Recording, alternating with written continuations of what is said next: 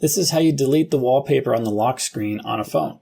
Just make sure the screen's locked, then tap and hold on the lock screen. You're going to be asked to unlock with Face ID or with your PIN code. Enter your PIN code, and now we see all of our wallpapers.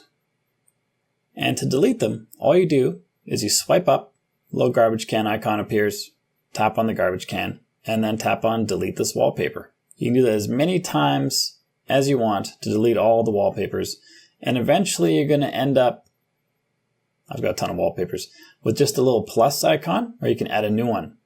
And then you can just add your new customized wallpaper from there. And if you find that you're constantly running out of space on your phone, you're going to want to check out this video right here, which shows you how to empty all the trash cans on your phone. And I can almost guarantee it's going to help you find more space without deleting any apps or photos or videos that you want to keep.